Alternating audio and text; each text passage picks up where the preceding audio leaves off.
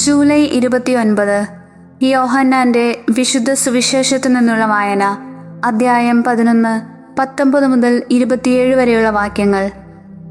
അക്കാലത്ത് അനേകം യഹൂദർ മർത്തായെയും മറിയത്തെയും അവരുടെ സഹോദരനെ പ്രതി ആശ്വസിപ്പിക്കാൻ വന്നിരുന്നു.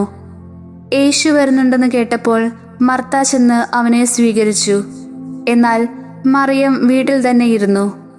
മർത്ത യേശുവിനോട് പറഞ്ഞു, കർത്താവേ, നീ ഇവിടെ ഉണ്ടായിരുന്നെങ്കിൽ എൻ്റെ സഹോദരൻ മരിക്കുകയില്ലായിരുന്നു. എന്നാൽ നീ ചോദിക്കുന്നതെന്തും ദൈവം നിനക്ക് തരും എന്ന് എനിക്കറിയാം. യേശു പറഞ്ഞു, നിന്റെ സഹോദരൻ ഉയർത്തെഴുന്നേൽക്കും. മർത്ത പറഞ്ഞു, അന്ത്യദിനത്തിലെ പുനരുദ്ധാനത്തിൽ അവൻ ഉയർത്തെഴുന്നേൽക്കുമെന്ന് എനിക്കറിയാം. യേശു അവളോട് പറഞ്ഞു, ഞാനാണ് പുനരുദ്ധാനവും ജീവനും. എന്നിൽ വിശ്വസിക്കുന്നവൻ മരിച്ചാലും ജീവിക്കും. അങ്ങനെ ജീവിക്കുകയും എന്നിൽ വിശ്വസിക്കുകയും ചെയ്യുന്നവൻ ഒരിക്കലും മരിക്കുകയില്ല. ഇത് നീ വിശ്വസിക്കുന്നുവോ? അവൾ പറഞ്ഞു, ഉവ്വ് കർത്താവേ, നീ ലോകത്തിലേക്ക് വരാനിരുന്ന ദൈവപുത്രനായ ക്രിസ്തുവാണെന്ന് ഞാൻ വിശ്വസിക്കുന്നു.